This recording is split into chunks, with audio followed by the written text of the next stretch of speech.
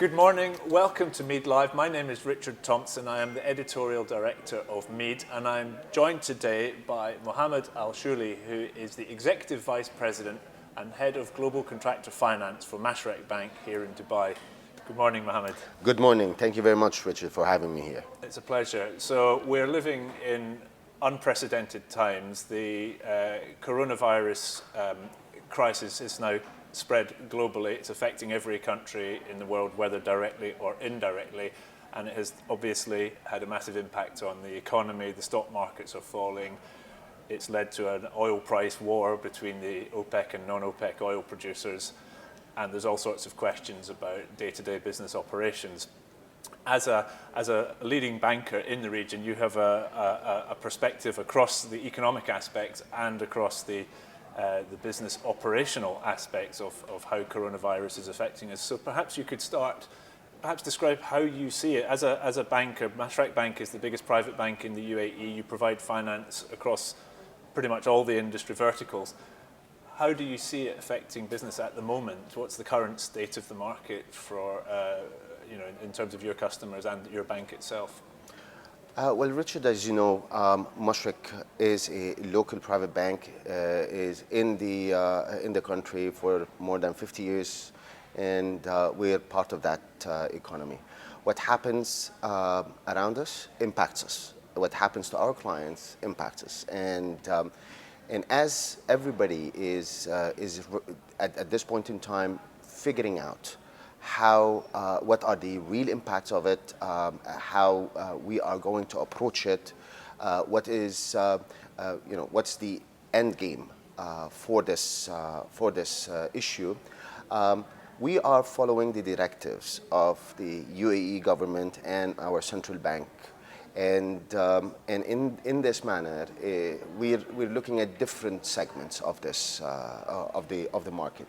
There are segments that are really getting a bit stressed simply because of dependency on either labor or supply chain or imports from highly infected countries, quarantined countries that are a source of our supplies. So definitely there is that disruption. What we are doing today is understanding for each segment what are their disruptors and how we can, as Mashreq, be able to support these industries uniquely for their own purposes.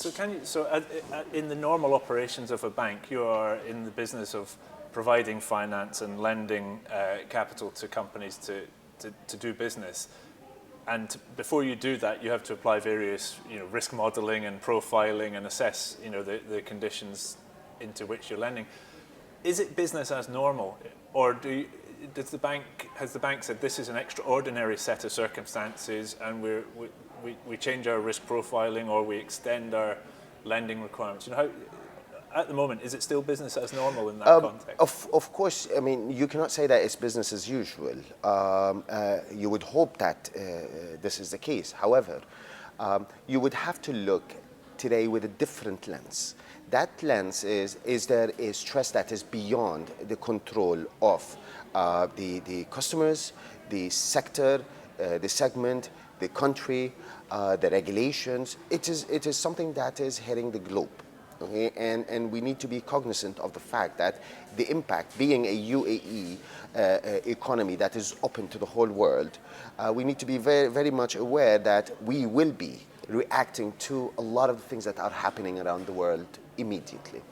Now, the point that we're looking at is that if our customers and if all these sectors are operating in a normal situation, which we don't have today, and not because of the spread that we have or because of the cases that are around, which we're not going to get into that piece, it's the lack of understanding and the hype that is happening around socially or in the media channels, where I believe that we should really stay away from all these rumors and instigated chaos and focus mainly on impacts, how we can address them, ahead of time and protect ourselves, our companies, our economy, and our country in general. If we are to be faced with a huge impact or a huge game changer like a virus, we need to be prepared. How to handle it? Chaos will not help. So we break it down into which are the segments. We reach out to our customers. We look at how their cash flow is functioning, and we try to work around with them to be able to, if they require that cash flow to be extended, we'll definitely consider that positively. We will definitely work with them to provide that support for them to overcome the delays that are happening. If I bring it down to the contractors, if you look at the construction industry and the contractors and the projects that we have, we're local projects. All of our business is on land, it's physical, you see it. What are the two biggest elements that you have in a contract? You have the labor and you have the supply chain, all right? Labor is so binary. It's either you have the labor or you don't have the labor. You cannot have part of that labor coming in. The labor cannot really work virtually. They need to be on site. So this is one risk that we need to really be cognizant of, is that if labor, God forbid, for any reason, they need to be quarantined or not arrive into the site, we know that this site will not progress for that period of time on that part of the work. So that is an immediate delay into the project. Be it 48 hours, be it 2 weeks, be it 1 month, that's a delay. So in the project, or in business generally, if war breaks out, or if some major occurrence happens unexpectedly, contracted parties might invoke force majeure and say, we can't complete the terms of the contract because of force majeure. In this instance, it's more like a hardship event, isn't it? The people still contracted parties can complete their obligations, but perhaps not as quickly or not on time. So it's not full force majeure, but it's a sort of hardship event, which I think is a legal term in Emirati law. How does that affect the bank's relationship with its borrowers? Do you extend the financing period just to recognise circumstances, or do you have flexibility in how you sort of manage that debt? Of course, we will definitely be flexible. First of all, we would like, for projects, we would like projects to be completed, all right? And we would like, at the end of that project, the paymaster, the owner of the project, receives the project that they want, the contractor gets paid for what they did, and the bank gets their exposures settled. I mean, this is what we need to look at. If in the normal situation where the contract was supposed to be, let's say, for 24 months, due to this hardship, it will have to take maybe longer time, we're assuming that the owners will understand that. So there will be extensions of time onto those contracts. The contractors will be able to manage at a different execution plans. And the bank, and that is our role, will understand this and will facilitate for that increase in tenure.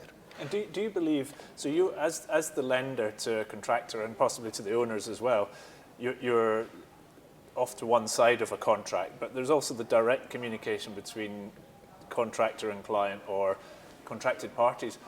And one of the problems we have seen is failure to communicate properly. In the construction, it's a classic problem. There's a lack of trust. And in this instance, it's absolutely critical, I would have thought, that parties communicate and understand and are sympathetic. Do you think that is happening? Is it capable of happening in the construction industry, that contractors can say to their clients, we can't fulfill these deadlines because of sickness in our workforce or disruption, and that clients will be prepared to accept that? Or has that not started yet, those conversations? Richard, these conversations happen day in, day out, okay, it is the mood that is around this conversation that I believe is going to change. We know that in this market there is an issue with contracts. We know in this market that there are an issue in delivery of projects and the lack of trust between paymasters, owners of the project, and the contractors, and the the consultant project manager position in between those two parties. This is an existing issue.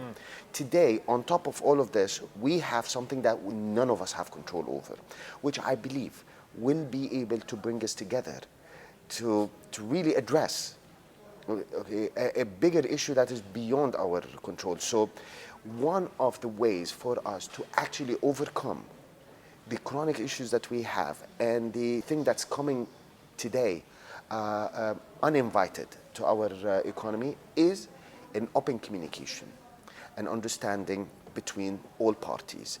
We should always look for the benefit of the project rather than the benefit of each one party separately. As a bank, I cannot only look at my benefit. I will be protecting our depositors. We will be protecting our shareholders, and we will also be protecting our customers. Nevertheless, for us to survive and for us to prosper, we need a market that is surviving and prospering. So if I'm a business and I've borrowed from your bank or any other bank, how should I behave right now? Should I be coming, even if I have no disruption, should I be coming to my lender now and just putting in contingency plans, or do I just carry on as normal until? Spot on. My recommendation, my suggestion to a lot of the companies out there, if you are under stress, reach out immediately to your financing partner. Your financing partners are out there to help and support, and we will listen, we will accommodate, we will adapt. This is something that is not hitting only you, it hits us all, and we need to all collaborate to come out of it as safe and as whole as possible. What are the stressed sectors in your opinion at the moment? I mean, at construction, presumably we're anticipating greater stress because of a slowdown in spending, but at the moment, is it all about the retail sector and travel and tourism? See, today, in general, what we have been seeing over the past 10, 20 years is industries being disrupted day in, day out with the technologies that are happening. And any of these industries that are not or cognizant of the disruption that coming its way, it's bound to be either transformed totally or... But I mean, as a result of coronavirus, though, where do you see particular additional stress? So, we hear about the airline sector in particular, but, in terms of financial institutions talking to the central bank about stressed sectors and segments, where do you think the most visible signs of stress are happening at the moment? All sectors. So everything. Okay. I think all sectors are stressed. So if the banks start to introduce extensions on repayment periods, etc., it's likely to be it's board. It's slightly. I mean, this is a pandemic that is defined as pandemic by World Health Organization.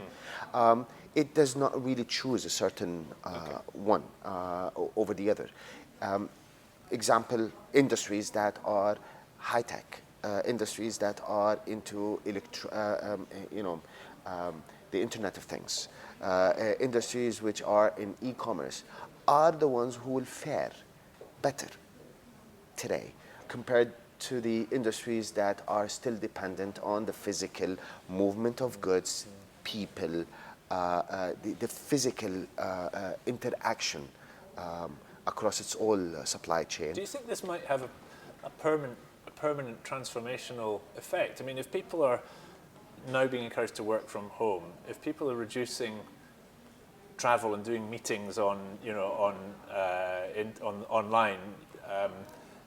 if events are being cancelled and so people are finding other ways around, that could actually accelerate the changes we've already seen and change the way we do business. Fully agree with you. Human beings, in our nature, we either go pessimistic or optimistic in any crisis that we go through. I believe that this is one of those events that will push us, human race in general, and economies and our region, to actually adapt into the ways of the future. There is no point in slagging behind. There is no point in dragging our feet into that. You look at the Ministry of Education in UAE, who has implemented learning from a distance, the e-learning. Now, this is a huge step. And now it calls into it brings into discussion, do we really need to, is learning all about going to a specific place together, schools and universities, or are there different ways of learning? Well, that is, I think, fascinating, because it brings into question what is the purpose of the doing learning or even doing business in a location. The location, the school, the office, it becomes something different than the place you do work. It's almost like the social centre, isn't it? Yes, but see, we're here still speculating, talking about, we haven't really done the research around pros and cons of to be together in one place or to be virtually together from different places. However, there are a lot of solutions that needs to be adopted, and we need to consider them. It allows us to free resources. For us to prosper, we need to be able to use the same resources that we have more efficiently. Moving around, we spend a lot of time moving around.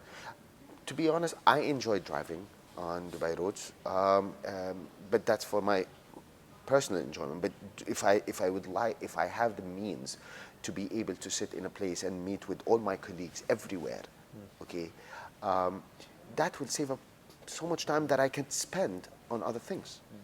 Can I focus a little bit back on the immediate crisis then? So that could be the longer term transformational ramifications. What's the situation in terms of the financial strain on the economy? So banks are going to see their balance sheets impacted by the stock market falls and the basic the slowdown in economic activity, which may be short term, it may be over a longer period, we don't know yet, but certainly that's going to hit the balance sheets of banks.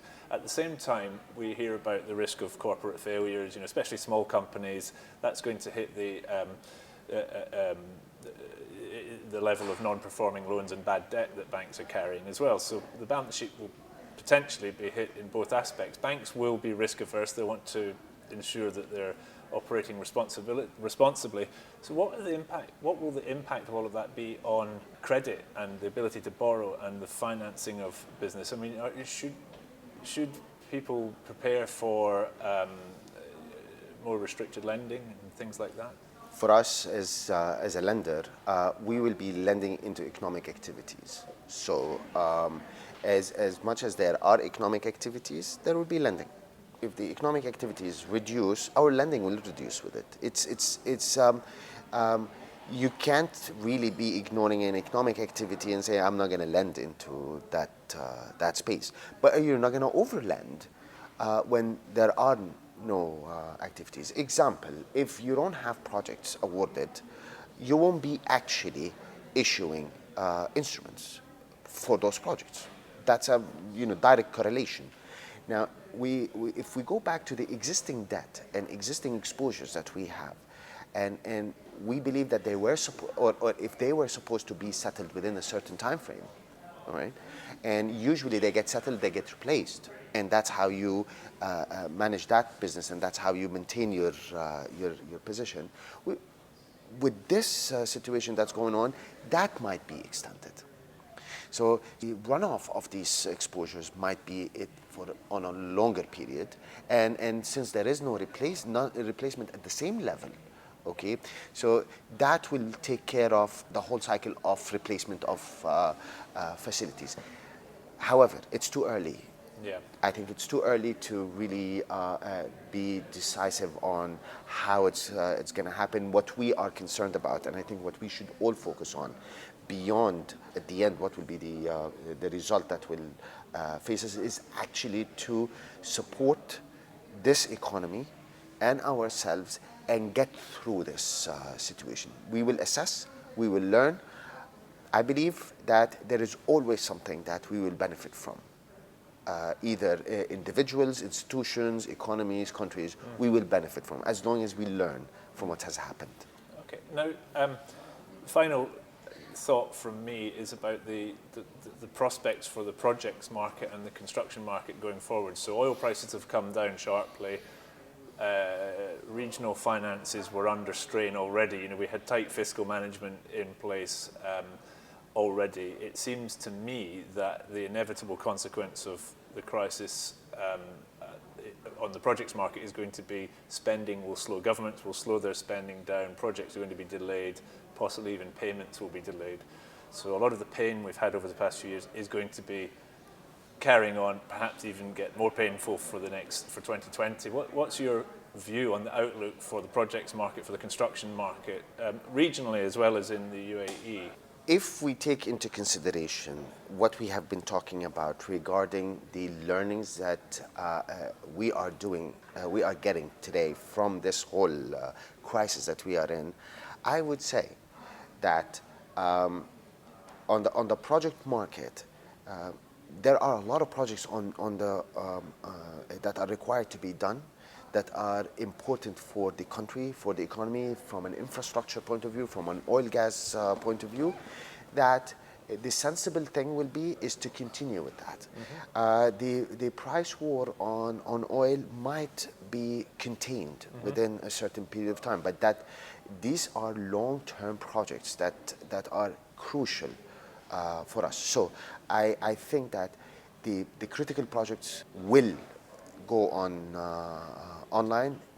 We will walk away from non-critical projects of no value, no added value to. So let's analyze that a bit then. Where do you see the critical projects? I mean, for me, the obvious one is on the oil and gas production side. So we've had the oil companies have said we're going to accelerate production. So that to me says oil and gas projects are going to carry on, and that's fine.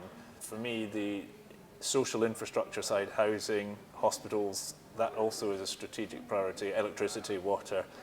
And my assessment would be that probably some of the real estate stuff is going to be hit, and perhaps some of the longer term infrastructure, maybe the rail projects or something will get hit as well. But that's just my assessment. Where do you think the strategic priorities are? I agree with you on a lot of these segments that you have highlighted. Oil and gas, power, energy, alternative energy, the social infrastructure are extremely important. And I think that this is a time for us to continue to invest in those. But with the learnings that we are picking up from this crisis. So we need to be very strategic. So what did we learn? What do we want to really build as far as infrastructure? Do we want to really focus our attention into building projects or facilities that will allow us to tackle a future crisis that might come? Okay, so that is where we need to start thinking. Work, life will not stop. Well, as far as it will continue. Human race has faced so many crises before. We learn, adapt, and move on. I believe that there will be a new line investments that will take into consideration the future and how to actually be ready for the next one. So there will be investment there. So this would be things like healthcare infrastructure, data infrastructure, food security infrastructure. Of course, all of that, even transportation in a proper manner, even the driverless type solutions that you will have. Learning will invest more into institutions that will do learning in a completely different way. What's your view on, is this going to be a kickstart for the PPP and privatization agenda, which is about facilitating, enabling these projects with private finance rather than government finance, or do you think that stuff, it's been so difficult to get PPP off the ground, is that just falling into the background now? The priority is very much on the crisis, and so this will put that stuff backwards, or do you think it will kickstart that? I think it will put it backwards for now. We're focusing on the crisis, but what I think will be a direct outcome from this crisis is the high consideration of technology into all industries. And I would like to state here that the construction industry requires a very focused approach into how you're going to use the technology to take it forward. We have been slacking around for a very long time. There is not enough profit or income from the projects for those companies to invest into technologies. We need to reconsider this again. So we will be able to mitigate such risks if a crisis happens to us in the future. That's what I believe we should focus on. Mohammad Al Shouli, Executive Vice President and Head of Global Contractor Finance for Mashreq Bank. Thank you very much. Thank you very much, Richard.